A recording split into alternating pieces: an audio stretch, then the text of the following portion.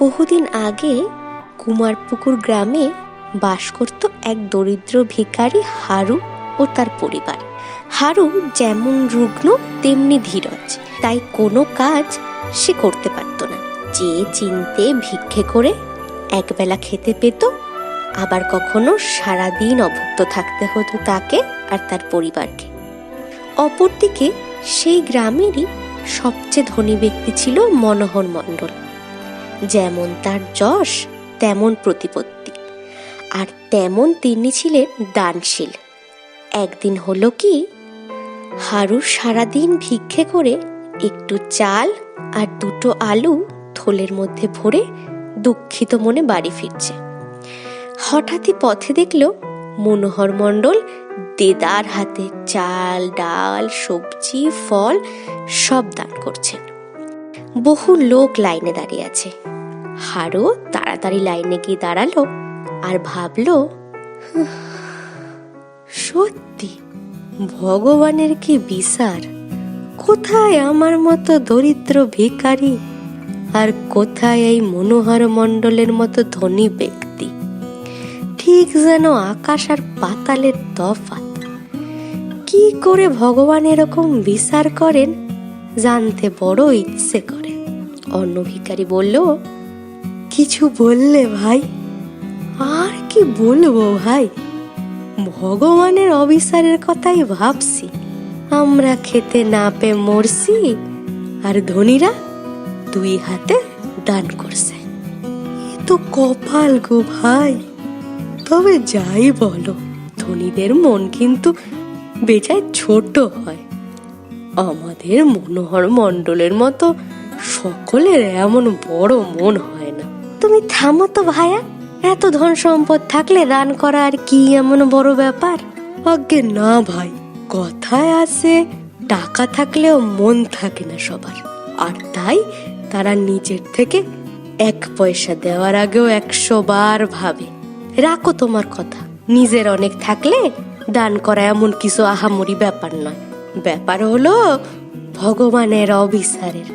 যদি ধনী করতে হয় সকলকেই করুক, না হলে কাউকেই না করুক। অন্য ভিখারি আর কথা বাড়ায় না। এইভাবে লাইন এগোতে এগোতে, তোমার কি হয়েছে? এত উদাস দৃষ্টিতে তুমি আমার দিকে তাকিয়ে কি দেখছো? না না, কিছু না প্রভু, আপনার সামনে কিছু বলার ক্ষমতা আমার নাই। আরে না না, একদম না। আমরা সবাই ভগবানের সৃষ্ট মানুষ, সবাই এক। তুমি নির্দ্বিধায় আমায় বলো তো কি বলতে চাও? প্রভু, আমি অতি দরিদ্র ভিক্ষুক। ভিক্ষা করে নিজেরও পরিবারের পেট চালাই। কোনোদিন খাওয়ার জোটে, আর কোনোদিন খালি পেটেই শুয়ে পড়ি। আপনার প্রতিপত্তির কথা অনেক শুনেছি। আজকে আপনাকে দেখে নিজের মনে প্রশ্ন জাগে যে ভগবানের এরকম অবিচার কেন? আপনিও মানুষ আর আমরাও মানুষ। আপনি এত ধনী, এত সুখী, আর আমি দিন দরিদ্র। দেখো, আমি অতি সামান্য ব্যক্তি। আমার যা আছে, যা দিয়েছে সবই ভগবান। তাই তোমার অত কঠিন প্রশ্নের উত্তর আমার পক্ষে দেওয়া সম্ভব নয়। তবে তুমি যদি চাও, আমরা দুজনেই ভগবানের তপস্যা করে তার কাছ থেকে এই প্রশ্নের সদুত্তর পেতে পারি। আপনার অতি দয়া প্রভু, অতি দয়া, অতি দয়া। আমার কোনো আপত্তি নেই, বরং আমার মনের দ্বিধার সমাপ্তি হবে এতেই। চলুন, আমরা দুজনে অরণ্যের ভেতর গিয়ে তপস্যা করি। বেশ তো, তাই চলো। এই বলে মনোহর আর হারু গভীর জঙ্গলে প্রবেশ করলো, আর সেখানেই একটি বনস্পতির নিচে বসে তপস্যা শুরু করলো।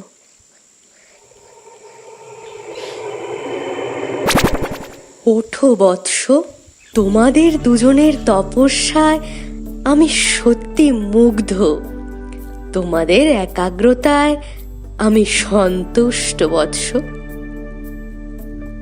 বলো, তোমরা কেন তপস্যা করছিলে আমার? মহাদেব, আপনি আপনি স্বয়ং এসেছেন। আমার শত কোটি প্রণাম আপনার চরণে, শত কোটি প্রণাম মহাদেব। আপনি আপনি আমাদের কৃতার্থ করেছেন প্রভু। আমার প্রণাম নেবেন প্রভু, আমার প্রণাম নেবেন। প্রণাম মহাদেব। আমরা দুজনে তপস্যা করছি একটি বিশেষ প্রশ্নের উত্তর জানার জন্য প্রভু। উত্তর জানার জন্য? কি এমন প্রশ্ন তোমাদের, শুনি। মহাদেব, আমরা সকলে আপনার সৃষ্টি। আপনি সকলেরই একরকম করে গড়েছেন, কিন্তু আমাদের সকলের জীবনে এত তফাৎ কেন প্রভু? এই দেখুন, আমি অতি দরিদ্র ভিখারি, খেতে পাই কোনোদিন কোনোদিন কিছুই পাই না। আর এই ব্যক্তি অতি ধনী, তার নিজের জন্য রেখেও সবাইকে বিলিয়ে দিতে পারেন, এত ধনী। এরকম এরকম অবিচার কেন প্রভু? কেন এরকম অবিচার? ভক্তের প্রশ্ন শুনে বৎস, এসবই যে পূর্বজন্মের ফল। পূর্বজন্মের ফলস্বরূপ এই জন্মে কর্ম নির্ধারিত হয়। আগের জন্মে তুমি অতি ধনী ব্যক্তি ছিলে, আর এই মনোহর ছিল অত্যন্ত দরিদ্র ব্যক্তি। কিন্তু তাও তুমি সব সময় ঠাকুরের কাছে প্রার্থনা করতে যেন তুমি শুধু সকলের কাছ থেকে পাও, তোমায় যেন নিজের থেকে কখনো কিছু দিতে না হয়। তোমার ধনসম্পদ তুমি সবসময় নিজের কাছে রেখে দিতে, কাউকে দান করার কথা কখনো মনে হয়নি তোমার। আর প্রভু, এই মনোহর আগের জন্মে অতি সজ্জন দরিদ্র ছিল। নিজের কিছু না থাকলেও সে সব সময় প্রার্থনা করত যেন সকলকে দান করতে পারে। সে ভগবানকে বলতো, আমায় ধন সম্পদ দিও, যাতে আমি অন্যদের সেটা দিয়ে সেবা করতে পারি। আর তাই এই জন্মে সে সেই সুযোগ পেয়েছে। আর তুমি কেবল অন্যের থেকে দান নিয়ে জীবন নির্বাহ করছো। আমায় ক্ষমা করুন মহাদেব, আমি নিজের ভুল বুঝতে পেরেছি, আর নিজে প্রশ্নের উত্তরও পেয়ে গেছি। এই বলে তারা দুজনে মহাদেবকে প্রণাম করার সঙ্গে সঙ্গে চোখ খুলে দেখে মহাদেব অদৃশ্য হয়ে গিয়েছেন। হারু নিজের প্রশ্নের উত্তর পেয়ে মনোহরের কাছেও ক্ষমা চেয়ে নেন, আর দুজনে পথ চলতে শুরু করে।